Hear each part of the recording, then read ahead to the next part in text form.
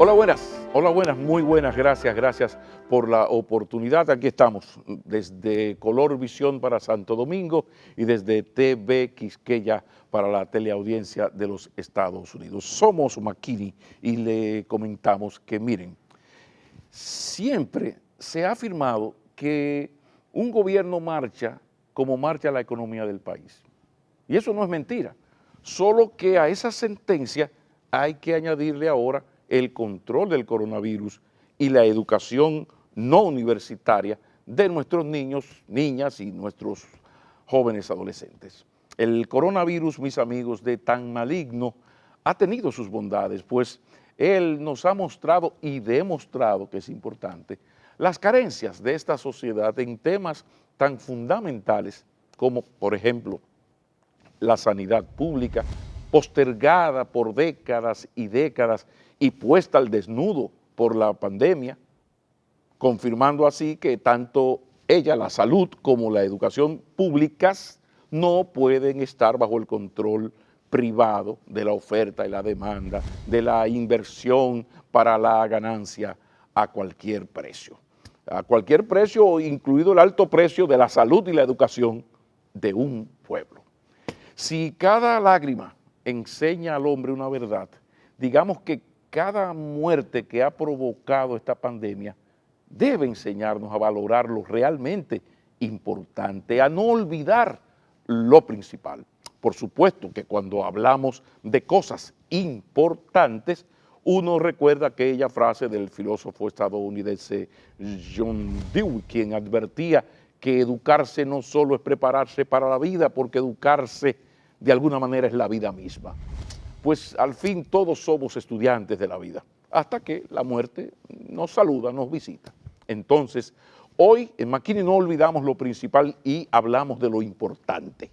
Hablamos de educación en tiempos de coronavirus, del regreso al modelo semipresencial, hablamos de brecha digital, de luchas y desafíos con el más autorizado para hacerlo, el señor ministro de Educación, el profesor doctor Roberto Fulcar. Sí. Porque nosotros no podemos ponernos, por decirlo de alguna manera, a merced del coronavirus. Nosotros vamos a experimentar el inicio del retorno gradual, pero nosotros no podemos soltar lo seguro. Lo seguro es esta modalidad a distancia.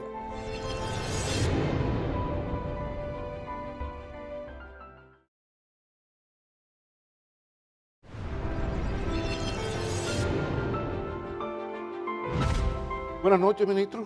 Bienvenido, Roberto Fulcar. ¿Cómo te sientes? Muy bien, Pablo. Tranquilo y dedicado. Y dedicado. Sí, tranquilo y dedicado. Yo lamento tener que comenzar por algo que has tenido que responder muchas veces, pero por favor, hagámoslo otra vez. Lo de gradual, controlado y voluntario, ¿qué quiere decir? ¿Cómo se puede matizar esa expresión? Lo de la gradualidad, ¿es un concepto?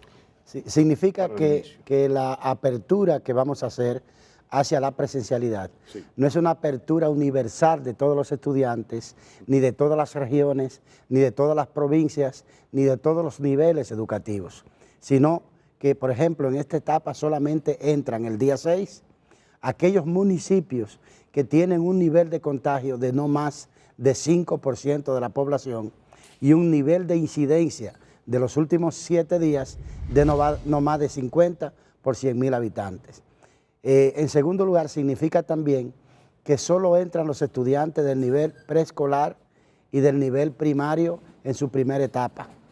Significa también que allí donde un grado, un curso tiene 30 estudiantes, no van los 30 el mismo día, sino que se divide en por lo menos 2 grupos, uno va 2 días, el otro va 3 días. ¿Y los días que él no va? Los días que no va, sigue recibiendo su clase a través de la educación a distancia. O sea que estamos entrando más en la etapa semipresencial, será lo más correcto. Esto es la semipresencialidad.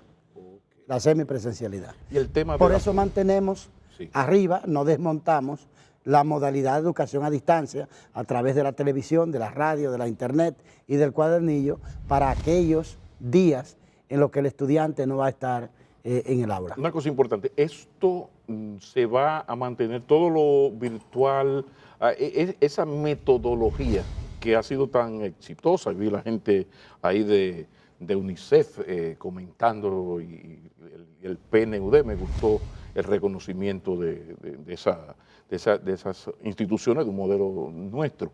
Eso se va a mantener, o sea, vamos a lo semipresencial, pero al mismo tiempo esto sigue, eso va a estar a la disposición. Sí, Pablo, en primer lugar, Sí. porque nosotros no podemos ponernos, por decirlo de alguna manera, a merced del coronavirus.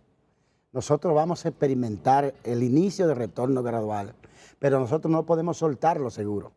Lo seguro es esta modalidad a distancia. Imagínate que comenzamos y en un municipio cualquiera, en una escuela, hay un brote. En ese mismo momento hay que cerrar y retornar a la educación a distancia, pero no hay ningún problema porque ese estudiante tiene acceso al modelo que tenemos en este momento. De manera que todo el año escolar va a permanecer la modalidad de educación a distancia. Y esto no se descarta la famosa, lo que decimos reversa, los dominicanos, la reversa. O sea, si en algún momento hay que echar para atrás, cerrar, volver. O sea, a ustedes manda el COVID, como él se comporte Claro. a partir de la positividad, ¿no? Aquí puede pasar una de tres cosas. Por favor. Uno, que baje, como parece ser la tendencia, el nivel de contagio en otros municipios y vamos entonces a incorporar nuevos municipios a retorno. Dos, que se mantenga como está, en cuyo caso toda la otra parte de los estudiantes seguirán recibiendo sus clases a través de educación a distancia. O tres, que aumente el contagio donde hemos comenzado y ahí con toda responsabilidad y con toda transparencia el ministerio le va a comunicar a esa comunidad, mire, aquí hemos identificado, hay unos protocolos para identificar posibles contagios, aquí hay unos contagios que han llegado, en consecuencia la medida es que vuelvan a sus hogares, que Salud Pública les dé la atención en salud que requiere, para eso hay una coordinación muy armoniosa entre Salud Pública y nosotros, y esos estudiantes seguirán recibiendo sus clases a distancia. Pero estamos preparados, no para asustarnos ni para entender que fue un fracaso, si hay que volver atrás. No, es conscientemente, es plenamente consciente de que estamos en una situación con variables independientes que no controla nadie, Pablo.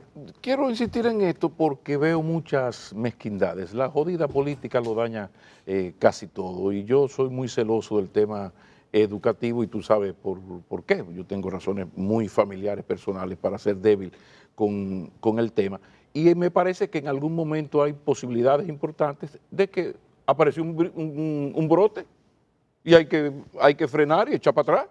Entonces ahí fácilmente aparece la mezquindad y se quiere, o sea, porque en esto es terrible. Entonces, ¿hasta qué punto está preparado el ministerio en coordinación con Salud Pública para enfrentar la guerra mediática que le va a venir cuando eso ocurra, que no es descartable?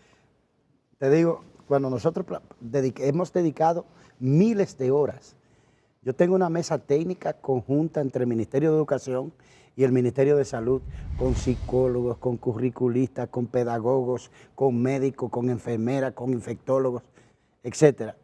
Y hemos dedicado miles de horas desde el año pasado preparando este protocolo. Y el viernes, antes de presentarlo, le digo yo a la viceministra de Asuntos Técnicos Pedagógicos, que preside la mesa, y a la viceministra de Salud, que representa al Ministerio de la Salud en la mesa, ustedes saben que ustedes no van a salir aplaudidas de ninguna manera. ¿Cómo va a ser? No nos va a ir bien, sí, no va a ir bien, pero mire lo que pasa. Cuando iniciemos la gradualidad, si todo marcha bien, va a haber un grupo que va a salir. Tú ves que se lo decía, que esa era la manera. No, pero él perdió tiempo y ha debido comenzar antes. Y viene entonces una crítica. Si algo no sale bien, si hay un contagio, va a decir otro grupo, es que lo advertimos. ¿Cuál era la necesidad de ir a correr riesgo? Y no va a haber aplauso. Nosotros, nuestro aplauso será garantizar la educación a todos los estudiantes de la República Dominicana, con COVID o sin COVID, a distancia o presencial. Lo que no va a faltar aquí es educación. Y tener de alguna manera la alegría de ver, Pablo, a tanta gente que no solamente en este país, sino en el campo internacional, está reconociendo este esfuerzo de la República Dominicana, porque, insisto, este no es un plan Roberto Fulcar, este no es un plan gobierno Luis Abinader, este no es un plan Raquel Peña, ese no es un plan del ministro de un partido, este es un plan país. Y el modelo que estamos implementando es un modelo de la República Dominicana, que lo reconoce hoy la Organización de Estados Iberoamericanos para la Educación, que nos ha honrado con hacernos su presidente, que lo reconoce hoy el Programa de las Naciones Unidas para el Desarrollo, que lo que reconoce el UNICEF, que lo reconoce, por ejemplo, la UNESCO, que en ese reconocimiento nos acaba de donar 50 laboratorios de ciencia, en un momento que he dicho que la ciencia es uno de los pilares del nuevo modelo que estoy proponiendo. Los nuestros también tienen derecho a desarrollarse científicamente, a pensar correctamente, a reflexionar, a saber decir que sí o decir que no con el debido fundamento. Entonces, todo ese reconocimiento que hacen también el Banco Mundial, el Banco Interamericano de Desarrollo, otras instituciones internacionales, ese reconocimiento que algún dominicano, por algún interés personal y hasta por alguna frustración que no explico, puede salir a decir, bueno, pero no me gusta el modelo educativo. Me preguntaban estos días, Pablo, por ejemplo, Roberto, yo creo que ustedes han hecho un buen esfuerzo, aunque tengo algunas críticas, y yo le digo, pero anda, dímelas, porque eso es lo que nos puede ayudar a mejorar. Es que en algunos sitios no hay electricidad, pero que no haya electricidad no tiene que ver con mi modelo educativo. Pero que no hay conexión a internet, eso no tiene que ver con mi modelo educativo. Es todo lo contrario. Esas son las viejas brechas sociales acumuladas por décadas, sí, que la necesidad de garantizar educación va a obligar a que tengamos. ¿Y cómo ha mejorado eso en estos 7 meses? Dramáticamente. Ajá, por ejemplo, en lo que tiene que ver con el suministro de agua, el servicio de electricidad, ¿qué ustedes encontraron? ¿Qué tienen actualmente? ¿Ha mejorado? Porque de eso se trata la cosa. Te voy a decir solamente algunos indicadores para que veas. A ver. Por ejemplo, yo encontré 2.400 escuelas sin electricidad. Hoy están reducidas alrededor de 500. Nosotros encontramos el 60-70% de los centros educativos sin internet. Hoy todavía quedan muchas, pero lo hemos reducido en más de un 25% con recursos propios. Pero lo de internet hoy, lo acepto, perdón. Hoy nosotros encontramos una gran cantidad de planteles, sobre todo los más viejos, sin sistema sanitario y sin agua. Yo te aseguro a ti que el día 6, cuando comencemos en estos 48 municipios, la mayoría de esos problemas estarán resueltos. ¿Y qué explicación? Porque hay un plan en marcha. Sí, ¿y qué explicación le puede dar el ministro que está en esto desde chiquitico a una situación así? O sea, pues yo me imagino una escuela, 15, 20 aulas, que no tiene agua por años y años. Porque yo puedo aceptar que haya apagones, pero una escuela sin energía eléctrica y no hay director regional, o sea, ¿cómo puede darse eso masivamente? Porque no que hay 15 ni hay 25.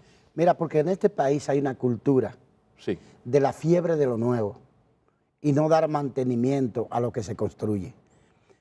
Tú puedes ver aquí un edificio que costó una millonada, pero tú no ves en el presupuesto la asignación de fondos para cuidar esa inversión, para cuidar ese capital, en primer lugar. Y en segundo lugar, porque cuando comenzó a invertirse el 4% del Producto Interno Bruto en la educación, el gobierno se volvió loco construyendo aulas nuevas, pero olvidó totalmente todas las otras aulas que fueron deteriorándose solas, sin seguimiento, sin mantenimiento. Se le daña un baño hoy, se le cae una persiana mañana, tiene un techo que se dañó, que se filtró y nadie da seguimiento, y eso va agravándose paulatinamente.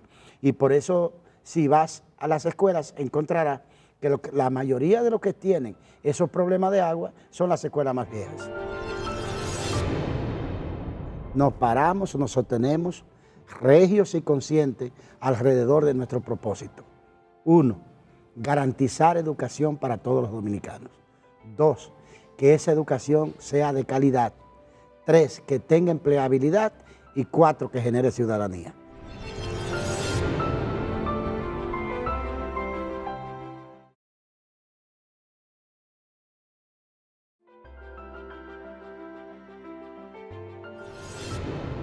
Pero mencionaste psicólogos que remite a salud mental y la segura presidenta del Colegio de Psicólogos, Ana Simó, ha reclamado mucho esto de cuidar la salud mental de los niños. ¿Hay algún plan, se está caminando para que los niños y los mismos docentes dispongan de un servicio de un psicólogo? Porque hay muchísimos psicólogos desempleados y al mismo tiempo el sistema educativo los necesita. ¿Cómo está eso? He escuchado a la doctora Simón hablar de eso. Ella tiene razón. Eso es fundamental ahora, porque, Pablo, a nosotros, que somos adultos, nos afecta el encierro. Si eso es a nosotros, que tenemos la comprensión y la racionalidad necesaria, perdón, ¿qué no será para un niño? Que su situación normal y natural es el juego, es corretear, es juntarse, compartir, eso, es jugar. Eso es un asunto muy importante. Por eso, en el Departamento de Psicología del Ministerio de Educación, que lo hemos fortalecido, lo hemos ampliado también ese departamento, tenemos diseñado un plan que se llama El Retorno a la Alegría. Nosotros tenemos que recuperar, Pablo, la alegría de los muchachos, de nuestros estudiantes, romper con las consecuencias psicológicas. ¿Y cómo se va a hacer del eso? encierro? Mediante prácticas de juego, práctica de orientación directa, práctica de afecto con los estudiantes y también de inducción a la familia para manejar esa Pero el situación. ministerio tiene el número de psicólogos que se necesita para hacer Sí, eso. nosotros tenemos psicólogos en todo el país.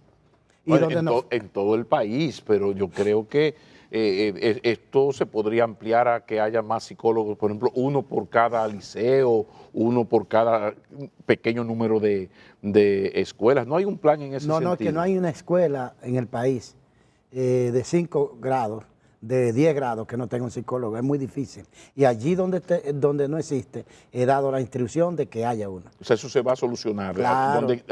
A quien le falte, a la escuela que le falte un psicólogo, nosotros lo vamos a procurar y lo vamos a involucrar. Porque ese componente es fundamental para todos los otros factores de éxito. Nos va a ir mejor si tenemos un buen cuidado a las emociones, a las actitudes, al comportamiento de los estudiantes. Vamos avanzando, uno va repasando, escuchando lo que se está haciendo, los aportes, como por ejemplo en esto de el inicio del modelo semipresencial, prácticamente todo el mundo ha estado de acuerdo, con matices, porque yo veo ahí desde los padres más pobres, que tienen más de una razón, no solamente educativa, la familia pobre solamente la tan extendida y sus 3 desayuno, almuerzo es un atractivo importante. Muy Entonces importante. aquí los más pobres, la clase media, los ricos en su colegio, educa, o sea, la sociedad civil, la militar, o sea, prácticamente todos los sectores con matices, insisto, están celebrando el inicio, aquí está, ¿verdad? Gradual, controlado, voluntario, con el visto bueno de los padres. Casi todo el mundo, pero de repente yo veo una ADP que es la que lleva el liderazgo de echarle, dígase, una pasta de jabón de cuava al sancocho. Y no lo estoy entendiendo porque cuando veo a la historia reciente, pero resulta que la directiva de la ADP la hizo directiva el partido de gobierno. Entonces, como que, si me puede explicar, porque no sé si ustedes van a repetir los errores del PLD, aquellos pleitos de Camacho, Navarro, Eduardo Hidalgo, todos danilistas y matándose. Entonces, si ustedes no aprenden de los errores, explíqueme, ministro, pues no entiendo yo. Mira, Pablo, es el peso de la costumbre. Un clásico escribió que el peso de la tradición y de la costumbre sobre los hombres y las mujeres probablemente es la razón básica de todo lo bueno y de todo lo malo que pasa con la sociedad. Yo no sé si tú recordarás que cuando en transición el presidente electo, Luis Abinader, anunció que yo sería ministro de Educación, yo hice un periplo, yo visité a todas las instituciones vinculadas con el quehacer educativo.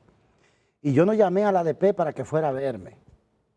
Yo fui a Gascue, a la Cervantes 57, al local de la ADP, y le dije, señores, yo vine a decirle que no peleemos, que les propongo que seamos aliados, que yo reconozco que ustedes tienen intereses y que tienen derechos. Yo tengo intereses también. Vamos a ponerlo sobre las mesas, pongámonos de acuerdo y hagamos un acuerdo estratégico que gane cada quien, ganar, ganar. Eso ha marchado muy bien. Ahora con el tema del, obviamente siempre aparece una gente en Barahona, una gente en Santiago, que aparece con una disonancia. No, yo digo voceros autorizados, porque la oposición tiene sus voceros, que ya eso es asunto político, la cosa política no. Yo digo los voceros autorizados. Sí, con relación al tema de la apertura, que se anunció el viernes pasado, la noche del miércoles me llamó la ADP para decirme que ellos tenían una serie de planteamientos. Digo, ¿cómo no? Llévenme en la mañana a la oficina y yo lo veo y mañana mismo nos juntamos en la tarde y lo discutimos.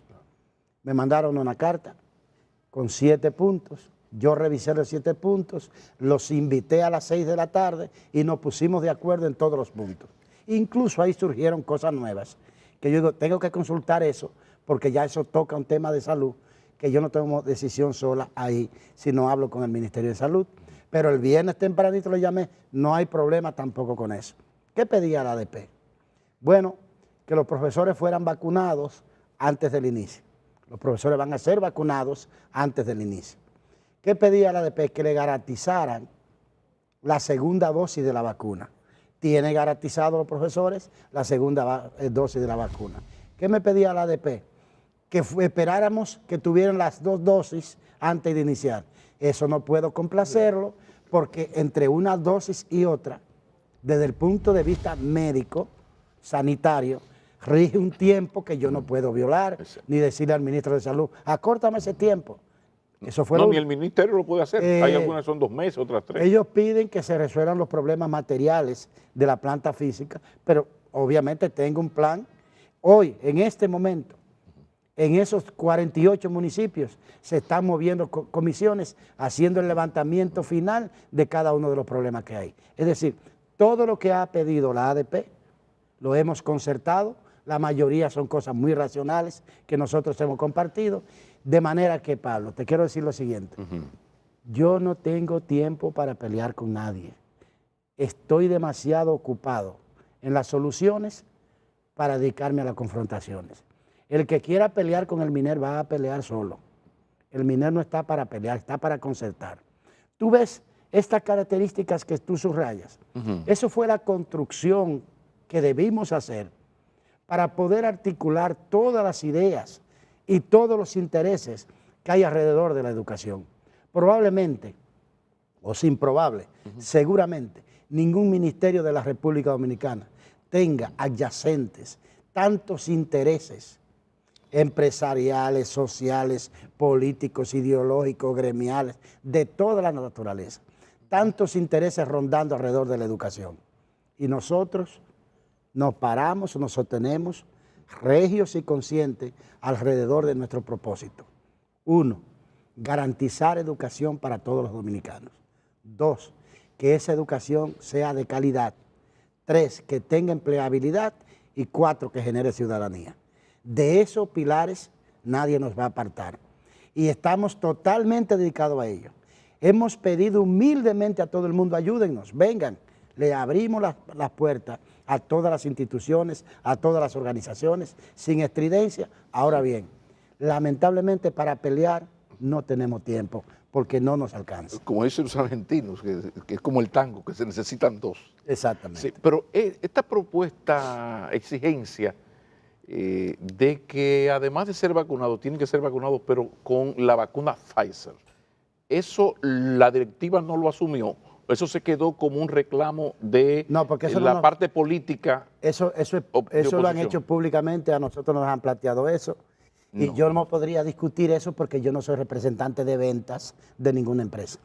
Pero me refiero, la ADP no escuchó, no le han dicho eso al ministerio. No, porque ya eso es lo que se llama en el campo lo mucho con demasiado. O sea, sí, pero es con Pfizer, hay que vacunármelo con Pfizer. No, pero en justicia tengo que decir que ellos no nos han planteado eso. No, yo pregunto porque fue algún dirigente de alguna corriente de la ADP que ahora no recuerdo. No, hay algunos que... Pero se pasó ahí. Hay algunos que su única manera de cultivar su liderazgo es atacando al ministerio, a quien sea el ministro.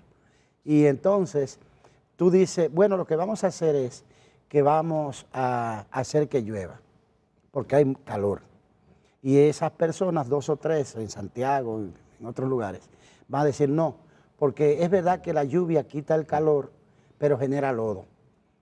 Pues mira, entonces vamos a hacer que salga el sol para que se seque. Sí, eso sería muy bueno que se seque, el problema es que el sol calienta. Es más, tú le bajas el cielo y no van a disfrutar el cielo porque van a estar buscándole una mancha. Pero hay cosas que sí pueden ser criticables, por ejemplo, el asunto de las cancelaciones. ¿Qué me dice el ministro de las cancelaciones, de las colocaciones de miembros del PRM? ¿Eso se está haciendo de la manera correcta, es decir, respetando los derechos de las personas desvinculadas, como se dice ahora? O sea, ¿cómo se está haciendo tomando en cuenta los valores y los aportes de cada quien? ¿Cómo se ha hecho? Porque en este caso el ministro de Educación es una posición difícil porque tiene la presión política lógica de los seguidores, pero también tiene leyes que respetar y tiene una tradición con el magisterio. ¿Cómo se ha manejado eso? Pablo, con una combinación que no tiene que ser una contradicción, de la sensibilidad, del compromiso que tengo como parte del liderazgo de un partido político y como el líder de una campaña que llevó a Luis Abinader a la presidencia de la República, tengo compromiso y tengo responsabilidades a las cuales no puedo darle la espalda. Esa sensibilidad y ese compromiso la combino con un respeto absoluto a la Constitución de la República, a la Ley General de Educación, a la carrera docente. Yo te quiero decir que no he desvinculado un solo docente de la República Dominicana. Repite, por favor. No he desvinculado, no he cancelado a un solo actor docente. Ni a un técnico. ¿Y los miles de cancelados, de dónde que son entonces? Ni a un técnico nacional, ni regional, ni distrital, ni a un director de escuela, ni a un profesor en ninguna parte del país. Segundo, no es desvinculado ningún personal administrativo de carrera que esté reconocido en la carrera según el Ministerio de Administración Pública, porque antes de cada acción tiene que ser cruzado en la Dirección de Gestión Humana. En tercer lugar, no es desvinculado personas con más de 5 años en el Ministerio de Educación, aunque sea administrativo. Solamente desvinculé una proporción reducida de los que entraron en los últimos 4 años, porque ahí se produjo una especie de fiesta de nombramiento de gente, tantos que, por ejemplo, algunos desvinculados no les hemos podido dar sus prestaciones laborales porque no aparecen, porque son fantasmas, porque no trabajaban en el ministerio, porque eran nominillas. Pero aún así, cada persona desvinculada del Ministerio de Educación o ha recibido o está en proceso el pago de sus prestaciones laborales. Y en donde ha habido algún error de una señora que estaba embarazada, o que estaba, eso se ha resuelto, o sea, se ha admitido. Como línea, ningún enfermo, ningún positivo de COVID, ninguna embarazada puede ser objeto de una desvinculación. Y si se hizo, se echó para atrás. Seguro. Si ocurrió, en esta semana un comunicador me dijo, mira, esta persona me informaron que estaba embarazada y fue desvinculada. Y yo le pregunté, ella tenía un papel. Las profesoras tienen derecho a licencia pre y postnatal, pero tú tienes que decir que estás embarazada. No puede ser que simplemente te retires para tu casa y nadie sepa de ti. Pero aún así, si ocurrió y nos damos cuenta, eso se va a resarcir. En el ministerio no se va a cometer, Pablo, yo te lo aseguro, una injusticia, por lo menos que yo me entere, mientras esté dirigiendo el Ministerio de Educación. Eso puedo dar por seguro. De hecho, ¿tú recuerdas el escarceo que hicieron cuando cambiamos de función a los directores regionales? que tú mismo me preguntaste, Roberto, ¿qué es eso? ¿Alguna violación? Yo te dije, no, Pablo, simplemente le estoy cambiando sus funciones de directores regionales de educación a técnicos regionales del plan de educación para todos. ¿Siguen trabajando en el ministerio? Sí. No han sido no se les redujo desvinculados sus salarios, y el dinerito no tampoco. se cancelaron, no se pensionaron, no se jubilaron, no se retiraron, no fueron maltratados y tienen funciones. Alguien dijo, unos abogados que parece que querían ganarse un dinero, le dijo, nosotros podemos lograr que eso se caiga. Y fueron al Tribunal Superior Electoral. ¿Tú sabes lo que decidió el tribunal? Que no tenían razón y que hemos actuado apegados a la ley. Toda mi vida, Pablo, he defendido derechos y voy a morir sin violar un derecho.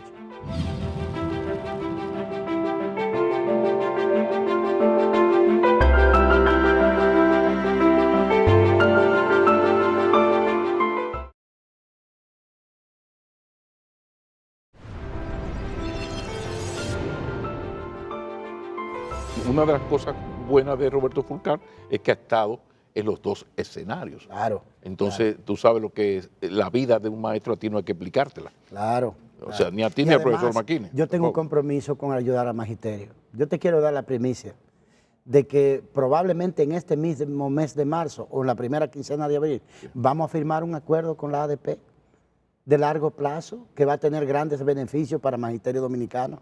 En este mismo mes de marzo voy a anunciar un concurso para el ingreso de personal docente. ¿Tú sabes lo que acabo de hacer en esta semana, Pablo?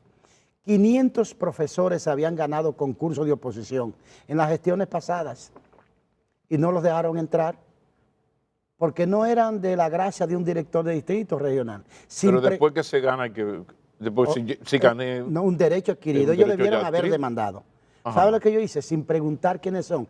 Búsquenlos los 500 y con ellos llenen parte de los espacios que tenemos vacíos por los profesores que ya le terminaron el contrato. Sin preguntar quiénes son. Okay. Vamos a girar un poquito porque el tema del empleo en la República Dominicana es importante y el tema de los nini también, o el tema del joven estudiante que se gradúa y no consigue empleo porque no tiene experiencia y no tiene experiencia porque no consigue empleo. Entonces, esta semana se presentó la red de Par en Par. A mí me encantó. Explícame en qué consiste. Yo sé que no es una iniciativa del ministerio, sino que el ministerio como que es parte y se ha animado. Claro. ¿En qué consiste? Y si eso va a poder llevarse a la práctica de verdad, por favor. De Par en Par es un programa, un proyecto que propuso inicialmente Inicia, que es quien lo lidera, Inicia Educación, que es una institución que aporta bastante al sistema educativo de la República Dominicana y que yo se lo reconozco, en combinación con organismos internacionales y también con el Ministerio de Educación. ¿Para qué?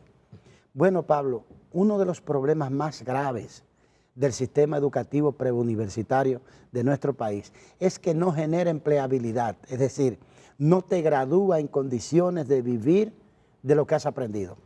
Simplemente te prepara para que vaya más o menos bien a la universidad, si puedes pagarla. Nosotros nos proponemos que en el perfil del graduado de bachiller, graduemos a una persona que tenga la posibilidad de ir bien preparado a la universidad si va a cursar una carrera universitaria, pero que también esté preparado para vivir de lo que hay. Un oficio.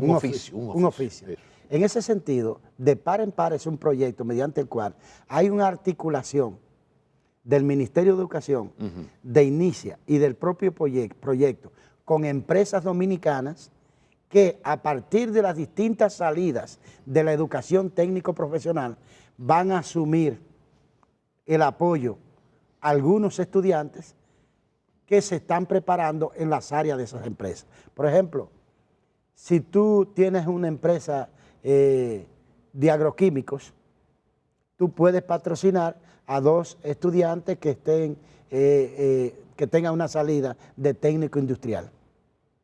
Si tú tienes hoteles, tú puedes patrocinar estudiantes que su salida en el bachillerato técnico sea hotelería. ¿Y cómo se van a elegir esos muchachos?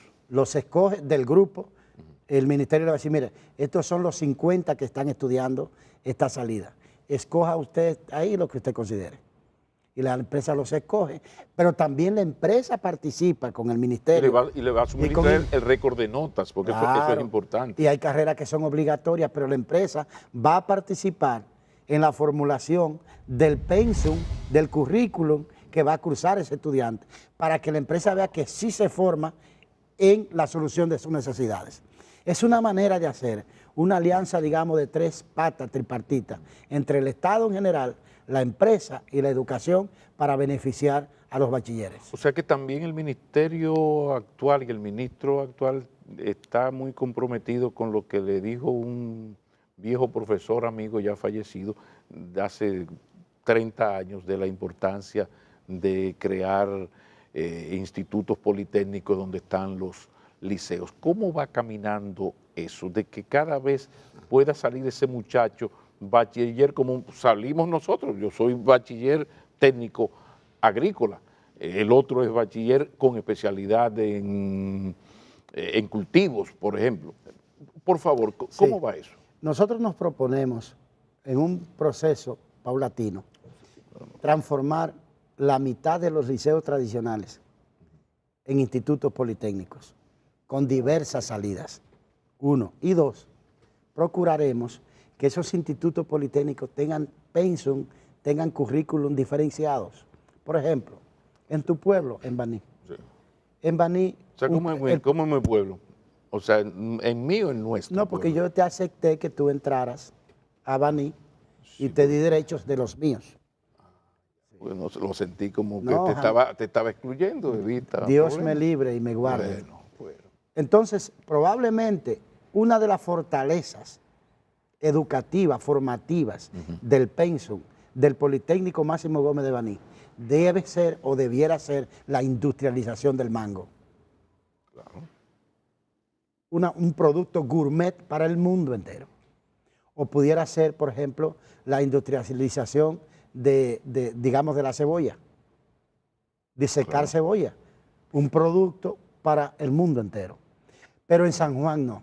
Probablemente en San Juan sea la industrialización de los granos y los productos y enlatados de los granos de habichuelas, de guandules, de habas. Pero ¿cómo va eso en Baní con lo del mango? Porque, por ejemplo, en Taiwán hay una industria del mango del carajo. Sí. Entonces, en Baní, ¿cómo va eso? ¿Tú has hecho el ministerio ha hecho el contacto con los ministerios correspondientes? Porque son una burocracia, una vaina. Y estamos iniciando conversación con los clústeres de mango, que hay varios en Baní, para que sea en asociación con ellos, en alianza con ellos. Por supuesto. Para que esto pueda tener carne y hueso y concretar seguido. Pero estaría el gobierno en capacidad de ayudar a la instalación de esas fábricas de estas cosas. Sí, ¿tú sabes cómo lo pretendemos hacer? A ver. Convertirlos en cooperativas. Y a través del IDECOP, es una decisión que tenemos ya, una alianza con el IDECOP. A través del IDECOP vamos a crear cooperativas para que todo les salga más barato.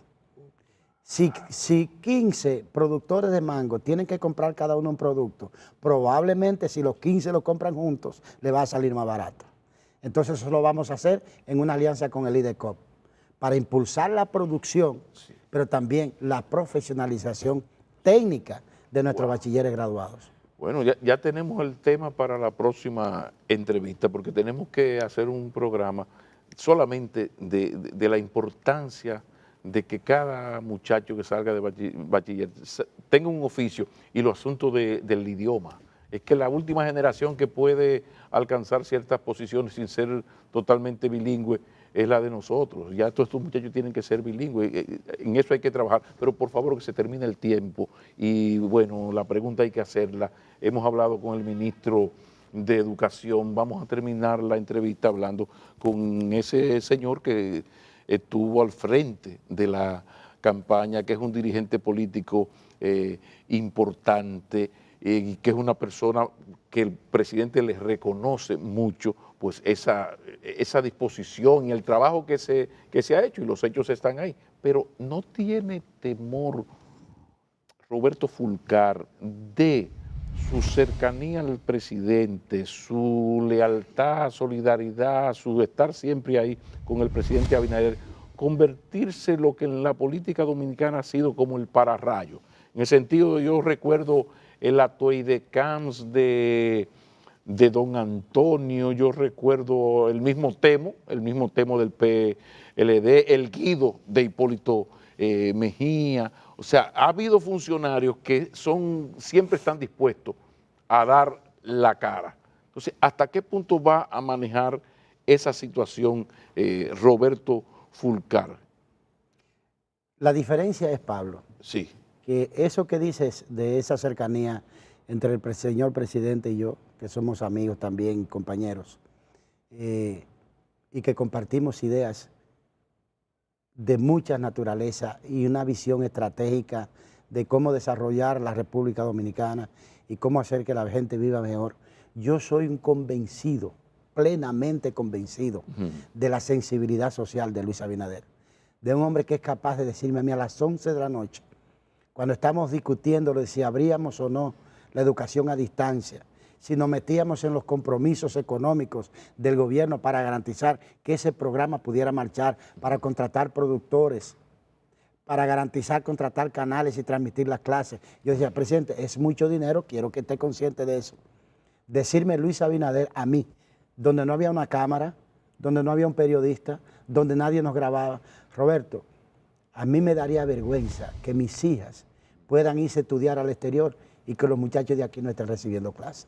Ese es el presidente del que yo soy amigo y del que yo soy compañero. Pero Fulcar no tiene temor. ¿Cuál es la diferencia? No lo tengo por los porque una especie de Gustavo Montalvo, como en 20 comisiones, entonces que Roberto esté por aquí. Sí, pero que también es el ministro de Educación, está por aquí, está por acá. O sea, hasta qué punto esto pues tiene sus riesgos y de qué manera tú asumes esa posición. Yo lo asumo con mucha responsabilidad porque estoy comprometido con que a Luis Abinader y a Raquel Peña les vaya bien en el gobierno. Y yo estoy seguro que si logramos realizar el gobierno que está en el pensamiento y en el plan de gobierno de nuestra campaña y de nuestro Partido Revolucionario Moderno, este país se va a transformar. Y ayudo todo lo que puedo. Lo que pasa es que la diferencia es, Pablo, que otros han sido muy cercanos para azuzar y animar pleitos. Yo soy cercano para solucionar problemas y acercar voluntades. Mira cómo todos los sectores vinculados a la educación están expresados en esta forma del inicio de la clase. ¿Por qué? Porque yo tengo la actitud de reconocer que otros tienen razón. Y en lo que puedo ayudar al presidente es en solucionar problemas, en acercar sectores, porque todos saben que no tengo hacha que afilar. Y no procuro nada que no sea que se materialice en la obra del gobierno el pensamiento que mostramos, que plasmamos en el plan de gobierno del hoy presidente Luis Abinader. Y me imagino que Roberto Fulcar estará al lado del presidente Abinader hasta tanto la Constitución le permita ser presidente. Sí, bajo cualquier circunstancia. Eso no está en discusión. Eso no está en discusión. Luis Abinader está haciendo una siembra que hay que ayudar a que prenda y a que se sostenga. Y mientras él me lo permita y me lo pida, yo estaré acompañándole y ayudándole en esa misión para nuestro país. O sea que podemos terminar diciendo que la Constitución es el límite. La Constitución es el límite. Roberto Fulcar. Y la voluntad es la salsa. Esa es la salsa. Muchísimas gracias. Como siempre, volveremos a encontrarnos. Un placer. Buen trabajo. Buenas noches, señores. No hay tiempo para más. Sean felices. Si es en familia, mucho mejor, mucho mejor.